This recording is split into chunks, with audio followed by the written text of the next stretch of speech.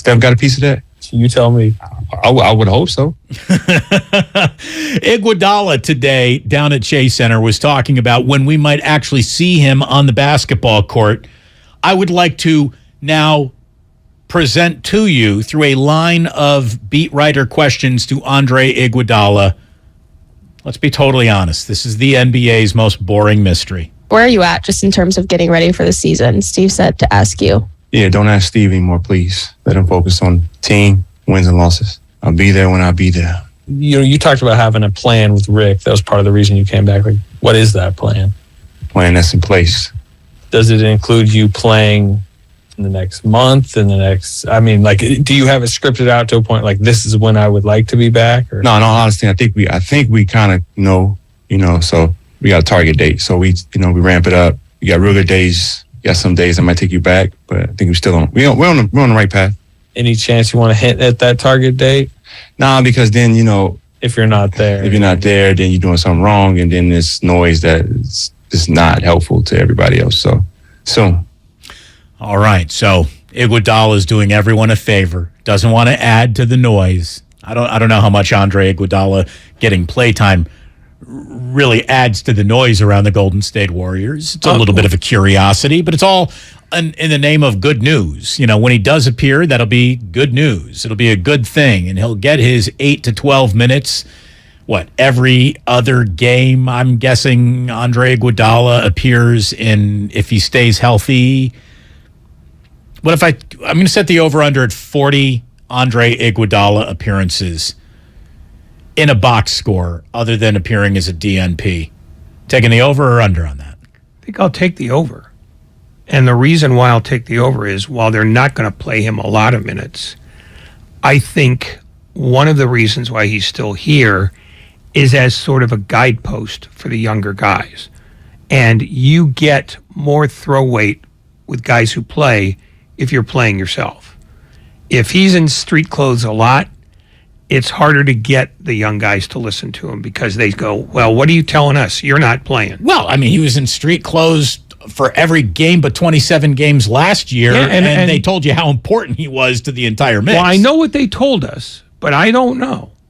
The point is, it's always been true. If you're in uniform and you're playing in minutes or playing innings or playing whatever you're doing, when you're playing, your voice is louder than if you're not. Well, of course. Well, but I'm saying that I would say the one guy who could test that formula would be the 19-year NBA vet whose name was Andre Iguodala.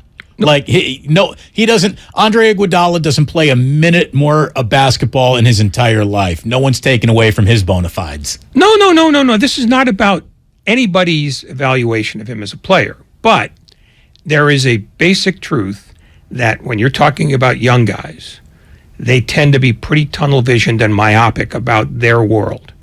And it's, wait a minute, if you're not playing, why are you telling me how to play? Because young guys are more prone to that because it takes them a while to learn how much work and how much sweat equity is involved in lasting that long. Andre Iguodala is for them a concept. He's not a real thing that they go to and go, tell me about this or tell me about that. It's just human nature. Young people don't get how old people got to be old.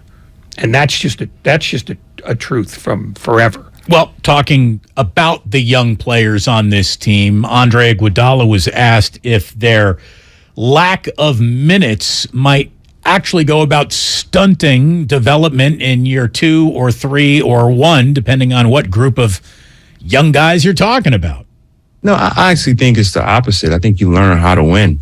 We've always talking about our bottom of our league. We got to raise that bar. I think a part of that is, your purpose on the floor. And I think everyone's purpose on the floor should be, how do I put my team in the best position to be able to win? Or am I making winning plays? And I think on bad teams, you develop losing habits. You get comfortable with losing. And then you just put up a bunch of empty stats. And then now you have that problem. When you're a losing team, are those real stats or are those empty stats? And then, you got a guy like Wiggs who gets thrown in there and he shouldn't be. So you just, you're trying to figure out, is it the organization or is it the player? And so I think for JK, even Moses, even Wise, you're learning how to play winning basketball. And then, you got to be patient in this league as well. Who's to say if you go somewhere and you develop to your best ability for your talent, losing, who's to say they give up on you? You see that happen a lot in the league where you see very, very talented guys and teams give up on a guy and then they end up in another situation. They do really well. So it's just about them being patient and understanding, like when you learn winning basketball, then you get into your prime. You're still only 20 years old. You're 24 years old. He still got 10 years. He can be dominant, playing at a high level with winning ways of basketball. And I think that's the making of a true champion. That's pretty interesting stuff from Iguodala.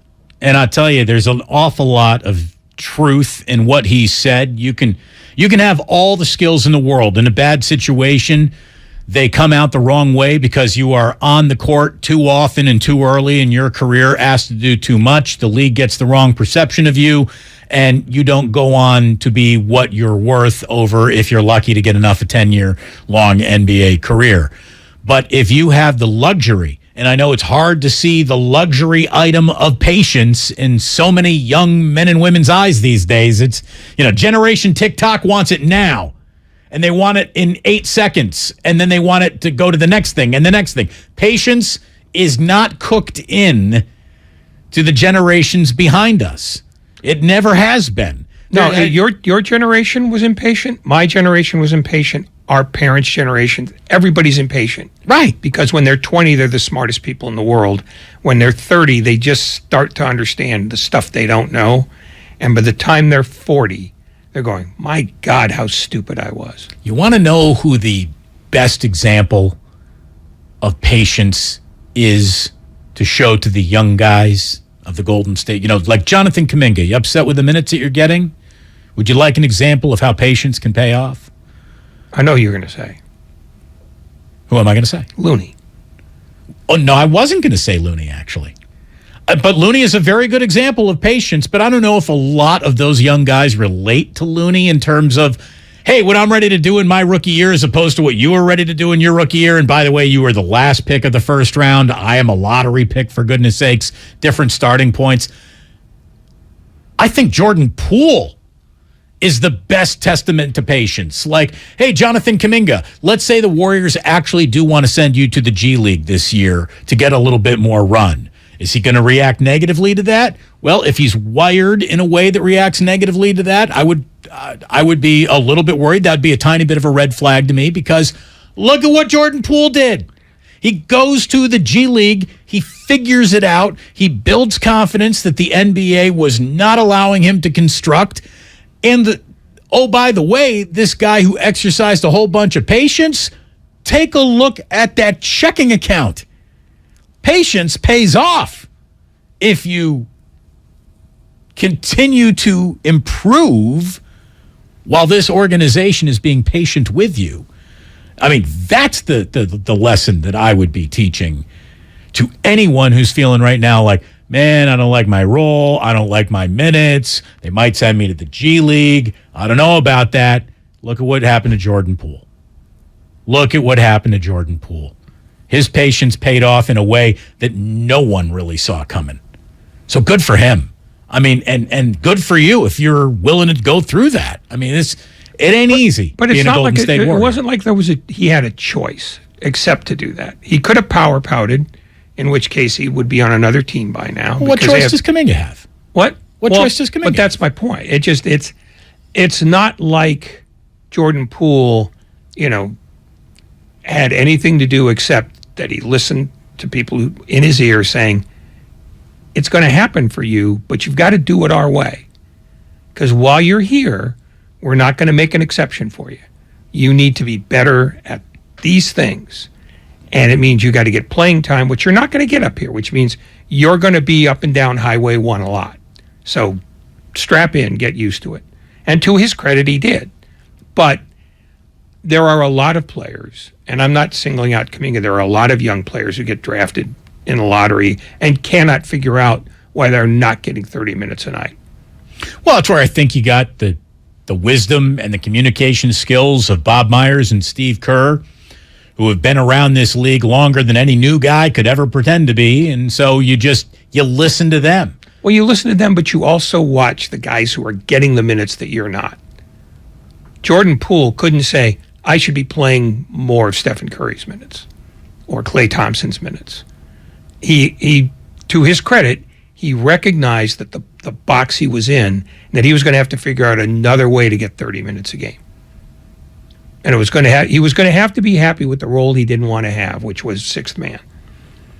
Because remember, he fought that early for a while. Well, and look, I don't even know if six man's on the table for a guy like Jonathan Kuminga at any point in time. So it's you got to wait to be a role player, and then once you become a role player, we'll see if you graduate to even more than that. Like, that is the world that you're living in as a Golden State Warrior, and even though that might look negative to you right now, young man, understand it's really a luxury that very few careers get afforded in this league. The opportunity to start your career with a little patience and learning. It sounds fantastic. Andre Iguodala's got me sold on that concept, that's for sure.